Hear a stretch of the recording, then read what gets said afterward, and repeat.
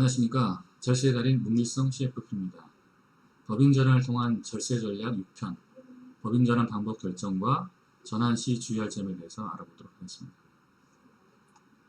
먼저 법인전환 절차 및 순서에 대해서 알아보겠는데요. 총 5단계로 구분해 볼 수가 있습니다. 첫 번째 단계는 법인전환 유형과 방식을 결정해야 됩니다. 법인전환의 유형은 주식회사냐, 유한회사냐, 합자회사냐, 어떤 형태로 할 거냐라는 부분을 결정을 해야 되고요. 방식의 결정은 세금 감면 혜택을 받을 것이냐, 아니면 받지 않고 일반적인 양수도로 할 것이냐, 이런 부분에 대해서 결정을 하는 단계입니다. 두 번째 단계는 법인의 설립 및 그리고 절세 전략을 설계하는 단계입니다. 굉장히 중요한 단계죠. 임원을 어떻게 구성할 건지, 주주를 어떻게 구성할 건지, 정관을 어떻게 작성할 건지, 이런 부분에 대해서 설계하는 단계입니다. 세 번째 단계는 개인기업의 결산입니다. 결산을 잘 해야 되겠죠, 당연히. 네 번째 단계는 법인 설립 신고 및 사업자 등록 신고 단계입니다. 마지막으로 다섯 번째 단계는 법인 출구 전략을 잘 이행하고 있는지 점검을 하고, 부족하면 뭐가 부족한지에 대해서 점검하는 단계입니다. 법인 전환 방식에 대한 이해가 굉장히 중요하고 필요합니다. 크게 세금을 감면해서 전환하는 방법이 있고요. 세금을 감면받지 않고 전환하는 방법이 있는데, 세금 감면 전환 방법은 포괄양수도 방법과 현물투자 방법, 그리고 중소기업 통합 방법이 있는데, 일반적으로 많이 쓰이는 게 포괄양수도 현물투자 방법이죠. 자, 세금 감면이 어떤 감면이 있는지 알아볼까요?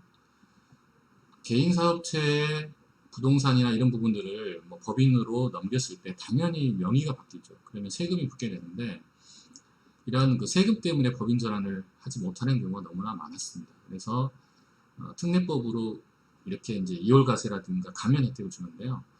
포괄양수도나 현물투자 그리고 중소기업 통합 방법은 양도소득세가 이월과세가 됩니다. 만약에 개인 사업할 때 취득가가 5억이었어요. 그리고 지금 현재가가 10억인데 이걸 법인에 넘겼을 때 양도 차익이 5억이 생기잖아요. 네, 그런 양도 차익에 대한 그 세금에 대해서 법인이 나중에 매도를 할 때 그때 법인세로 이월과세 하겠다는 그런 뜻입니다.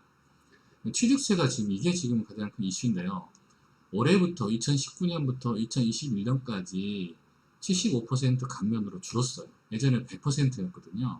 그래서 50%까지 줄어든다는 이야기도 있는데, 현재는 75% 감면으로 줄어들었습니다. 그래서 이제 개인 사업의 부동산이 굉장히 좀 가치가 높으신 분들, 이런 분들은 취득세 부담도 좀 만만치 않을 걸로 좀 보여지고요. 당연히 개인 사업 전체를 법인으로 넘기는 거니까 부가세는 과세가 제외되겠죠. 더불어서 과거의 업력, 개인 사업을 막 시작했을 때부터 법인으로 전환한다 할지라도 과거 10년 전에 시작을 했다. 그러면 그 10년 플러스 법인 운영 기간이 다 플러스가 되는 거죠. 그래서 과거 업력이 인정이 된다. 그러면 과거의 매출이라든가 이런 모든 게 다 인정이 되는 거죠. 그리고 세금 감면 없는 전환 방법이 있는데요. 이걸 일반적으로 일반 양수도 방식이라고 이야기합니다. 당연히 세금이나 혜택은 없죠. 그런데 일반 양수도 방식은 개인 기업이 좀 작은 분들이 좀 이제 막 법인 전환할 때 많이 쓰는 방법인데, 대부분 부동산이 없고 임차로 들어가 있는 경우가 많거든요. 따라서 부동산이 없기 때문에 양도소득세, 취득세 낼 일이 없어요. 과세가 된다 해도. 하지만 부가세 부분은 발생을 합니다. 조금 이따 제가 좀 설명을 드릴 텐데요. 일반 양수도의 경우에는 과거 업력이 불인정되는데, 이 과거 업력이 왜 중요하냐면, 과거 업력이 인정이 되면 가압승계 증여세 과세 특례를 활용할 수가 있죠. 10년 동안 가압을 이어가는 조건이니까요. 그래서 세금 감면 없는 전환 방법은 이런 과거 업력이 끊기기 때문에 가압승계의 조건이 또 법인 전환한 후부터 또 이제 10년을 기다려야 되는 거죠. 그런 불편함이 있는 거죠. 자, 세법이 변경이 돼서 현물 출자 방식은 특히 유의를 해야 되는데요. 과거의 지방세 특례 제한법에 의해서 취득세가 현물 출자 방식에 의해서 부동산이 법인으로 넘어간다고 할지라도 100% 감면이 됐는데요. 이 부분이 75% 감면으로 축소가 됐습니다. 따라서 25%에 대한 취득세를 납부를 해야 됩니다. 그래서 뭐 덩치가 큰 부동산을 갖고 계신 분들은 사업용 부동산이 굉장히 뭐 수십억에서 뭐 수백억이다. 그러면 25%에 해당되는 취득세를 납부를 해야 되겠죠. 그래서 뭐 부담이 좀 커졌다. 이렇게 말씀을 드리고 싶고요. 더더군다나 이제 과밀업체권 뭐 이런 쪽에 법인전을 할 경우에는 중과가 되기 때문에 취득세가 더 막 불어나는 그런 결과가 나타나게 됩니다.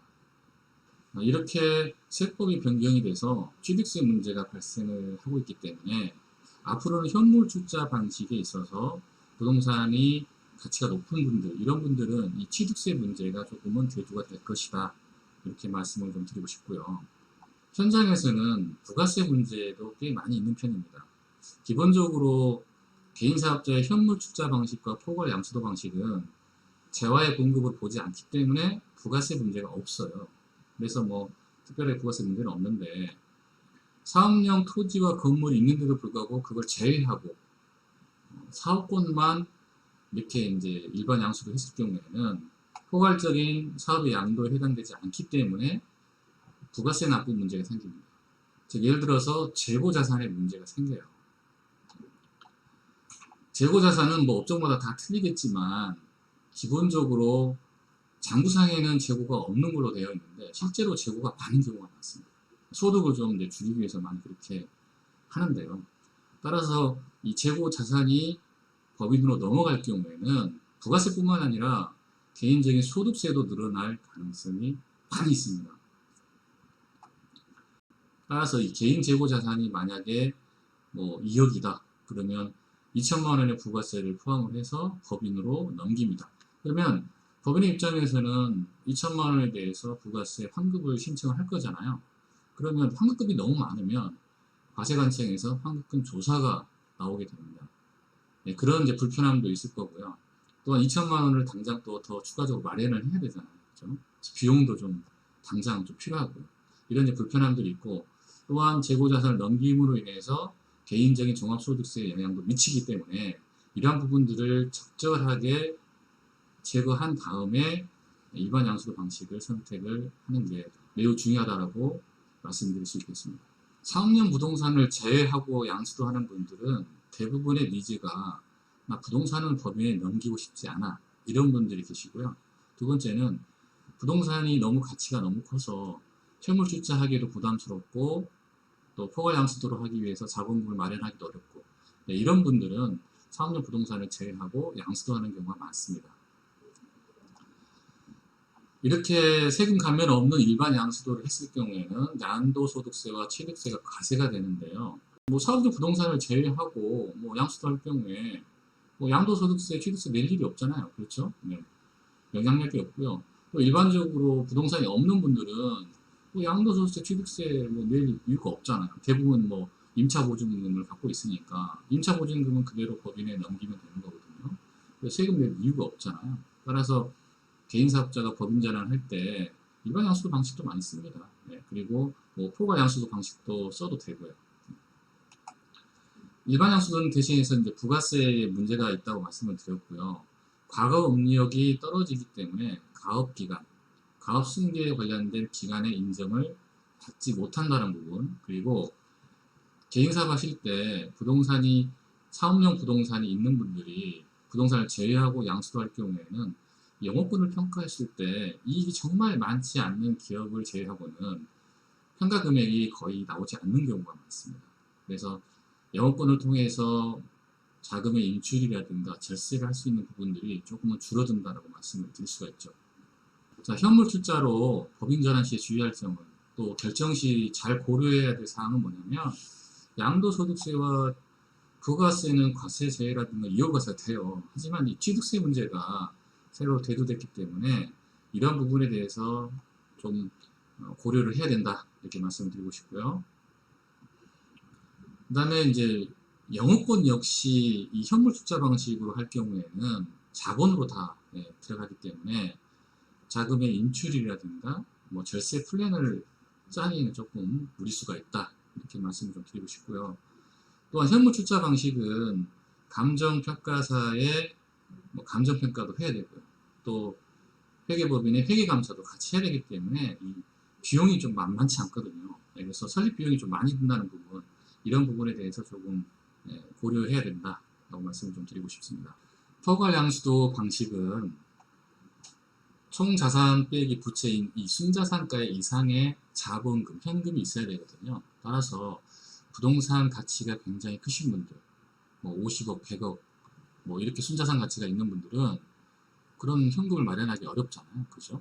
그래서 이렇게 이제 세금의 혜택을 받기 위해서는 순자산가의 이상의 현금을 준비해야 되기 때문에 실무적으로 좀 어렵다라고 이야기를 합니다. 그래서 부동산이 많은 분들은 현물 투자 방식을 선택하시는데 이제는 취득세에 대한 부담이 생겼기 때문에 이런 부분들을 좀 유념을 해야 되고요.